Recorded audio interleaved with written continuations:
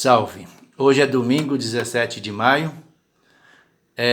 Eu venho aqui para esse 11º encontro com os amigos e as amigas, com uma proposta que eu estou chamando de fazer um balanço. Hoje, a gente fazer isso de hoje, um dia de balanço. Um balanço para a gente dar um passo adiante, que eu vou tentar me fazer entender aqui. Ontem, o Brasil, nós passamos de 15.500 mortes. Número terrível, como eu tenho palavra que eu tenho usado muito, né, para falar dessa coisa. Número terrível.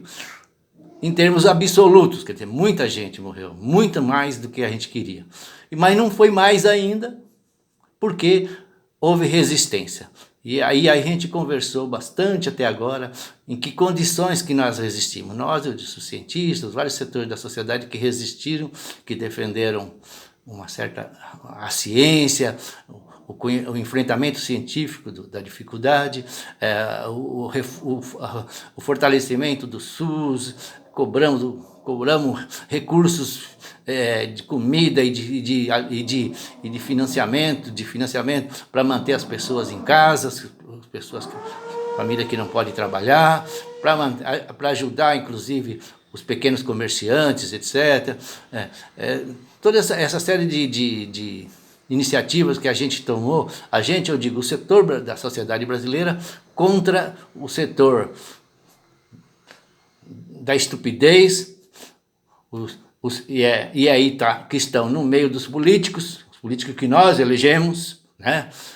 Que está no meio da religião, de muitas religiões, de algumas religiões, de algumas lideranças religiosas, que está no meio dos malucos que ficam querendo, inclusive, meter coisa de ditadura, de golpe, outro golpe na política brasileira.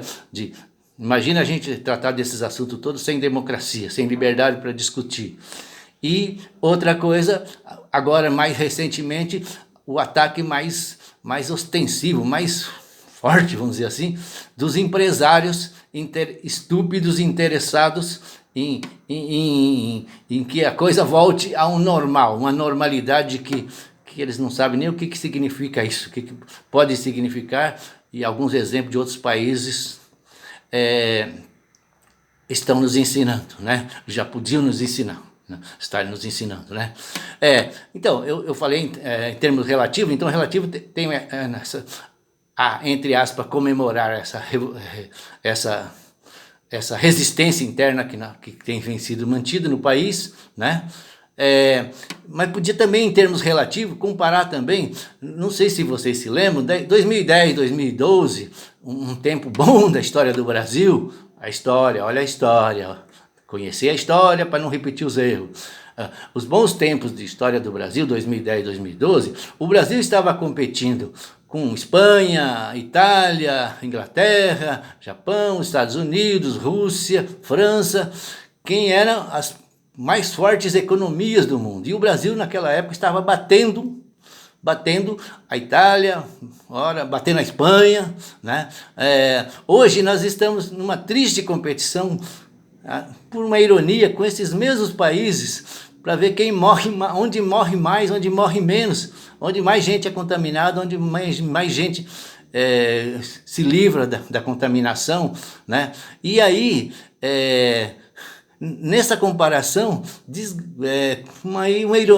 falo de novo a palavra ironia, esses países, né, estão aí, assim, a maioria deles são o dobro das mortes que temos no Brasil, e nos Estados Unidos, campeão, assim, os Estados Unidos já está, há 2 dias atrás, estava com 88 mil mortes, e beirando, com prognóstico de até final de junho, até junho, morrer 100 mil. Né? É interessante, não vale aqui comentar, porque não tem nenhuma alegria, é só uma curiosidade, que a imprensa não esteja falando tanto. Talvez se estivesse morrendo em outro país qualquer, menos simpático à imprensa brasileira, a Rede Globo, por exemplo, talvez tivesse sido falado mais. Mas fica o registro. E porque o que eu estou falando que é um dia de balanço, outro balanço que acho que é preciso ser feito é em relação a esse grupo que... Hoje eu estou dizendo que a gente constitui um grupo, porque eu tenho feito, assim, um esforço para entender com quem que eu estou falando, quem está me ouvindo, qual é o interesse. Eu tenho feito até algumas provocações pelo WhatsApp, com mensagem, e às vezes direto a pessoas ou para todo mundo. E aí eu tenho visto o seguinte, que tem perto de 300 pessoas que já pelo menos uma vez entraram para me ouvir. E que dá para uma base, pelos números, dá para a gente ter uma base que tem 60, 70 pessoas acompanhando com uma certa regularidade e provavelmente vendo os vídeos inteiros. Então isso me fez ter um sentimento de compromisso e ver uma possibilidade da gente manter esse projeto, esse trabalho, em algumas bases, né? Qual a base? A base primeira é a base da esperança e fé, no sentido da música do Gilberto Gil. Não é a fé religiosa, não é a fé nos que são iguais a mim, é a esperança e fé no sentido popular, em todo mundo. E a outra é assim, aquilo até que tem... Falando de outra música, lembrando a música do Gonzaguinha. Eu acredito na rapaziada, então nós temos que acreditar no nosso povo. Então, nesse sentido, por trás dessa ideia, está a ideia que tem nos orientado aqui, que é aquela ideia da minha netinha que falou, nós estamos em tempo de chuva, mas a chuva serve para a gente semear, prepara o terreno para semear. Então, vamos semear. E a outra coisa a outra lógica, que é a lógica dos que defendem a vida no Brasil inteiro, da qual nós fazemos parte, é a lógica do seu Zé Pedro. É a lógica de que quando você nasce, seu Zé Pedro, mestre da Casa de Farinha de Ubatuba, que eu falei aqui no vídeo 10, o seu Zé Pedro falou assim, quando você nasce, todo mundo quando nasce é acesa uma vela para ele. Ele tem que administrar essa vela. Se ele administrar essa vela mal, ou a criança, por exemplo, quando nasce, se não tem condições de saúde, falta saneamento, um monte de coisa, acaba morrendo cedo. Então, não por culpa dela, mas assim, a pessoa, de um modo geral, tem que administrar a sua vela, e essa administração geralmente tem que ser coletiva. Esse exemplo da criança mostra isso. Tem que ser coletiva, tem que ser uma responsabilidade, como os índios, por exemplo, entendem muito bem, uma sociedade não individual e não de uma família, papai, mamãe e filhinho. Da tribo. A responsabilidade, todo mundo ali é tio, todo mundo é pai, todo mundo é mãe, todas as crianças, né? Então, nesse sentido, a gente tem que cuidar da nossa vela. E aí o coronavírus veio aqui nos dar uma puta lição, né? Se você for egoísta, se você é daquele empreendedor, daquele que é do competidor, você vê o outro como competidor, como tem sido ensinado, e tem muito jovem que tem entrado nessa balela, então ele não gosta do sindicato, ele não olha, torce o nariz para o sindicato, mas escuta o chefe, escuta o patrão, escuta às vezes o professor na universidade que não sabe nada da vida, né? O tal de seu delegado é bamba na delegacia, mas nunca foi no samba, nunca viu Maria, não conhece a realidade do povo, né? Então, esse carinha que é individualista, que só pensa nele, o corona está nos ensinando, ou salvamos todos, ou não salva ninguém, né? Então, isso que o Zé Pedro falou, tem que administrar a sua vela, e a vela... temos, nesse momento, administrar a vela de todo mundo, né? Por isso, essa que é a proteção social, né? Então, diante de tudo isso, de todos esses desafios e todo esse balanço, né?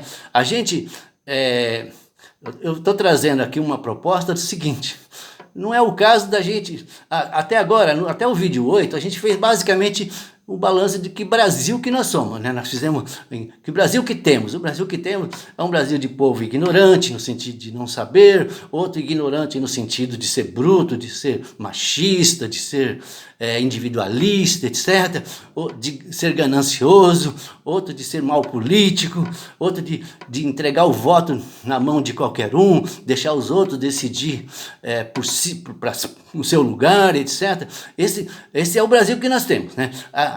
A justiça como é feita, o presidente que nós escolhemos, então agora o papel do Estado, como é que num momento assim de crise como esse, que o Estado tinha que ser um Estado para todos, que tinha que estar atendendo à saúde, atendendo os interesses públicos, o presidente está defendendo os interesses privados e está aprendendo e defendendo os interesses de uma forma tão maluca que até nos ajuda, porque se ele fosse um presidente defendendo os interesses que ele defende, se ele fosse competente e gozasse assim, de um certo respeito, nós estaríamos fritos, entendo eu.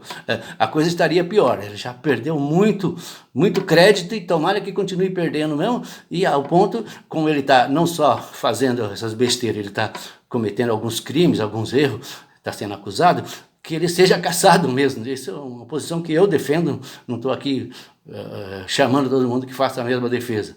E aí, então, nesse sentido, gente, a minha proposta é que daqui para frente a gente fala, bom, já sabemos o Brasil que temos, e se a gente fizer um exercício, já que a gente tem aí, como eu disse, umas 60, 70 pessoas acompanhando meio permanente, e alguns de vez em quando, pelo menos, passando por aqui, que a gente fizesse um exercício, uma conversa, e aí usando, quem quiser comunicar direto comigo, ou quem quiser, ou principalmente fazendo comentários nos grupos, nos vídeos, né, no espaço apropriado, fala assim, bom, esse é o Brasil que temos, qual é o Brasil que queremos?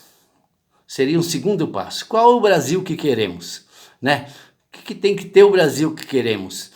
E terceiro passo seria assim, o que a gente tem que fazer para a gente construir o Brasil que queremos?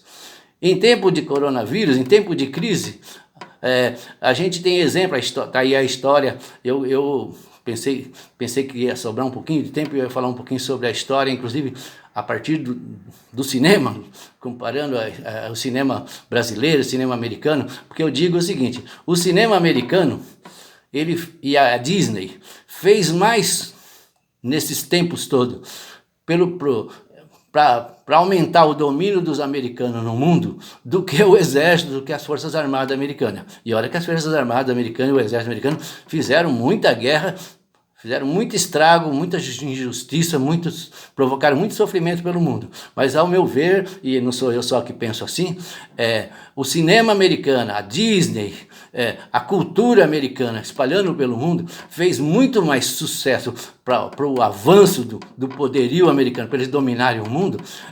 É só vocês verem, por exemplo, olha os filmes que a Globo passa na sessão da tarde, para nossas crianças. Olha os filmes que a Globo passa à noite, Natal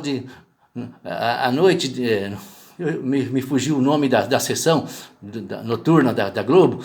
Olha a porcariada que tá, sabe? Olha a porcariada, olha a ideia que as pessoas fazem de que o cinema brasileiro não presta, sem conhecer. E outro, enquanto isso, as crianças, eu me lembro, 2, 3 anos atrás, 4 anos atrás, a minha neta, o meu neto, eles sabiam que daqui 6 meses ia chegar um filme novo americano aqui, ou de um outro país de língua inglesa, né? Harry Potter, não sei o que lá, ia chegar daí 6 meses. Isso aí chama colonialismo cultural. E isso tem um peso do caramba, gente. Vamos fazer isso, o que eu propus? Fica aí o desafio. Obrigado.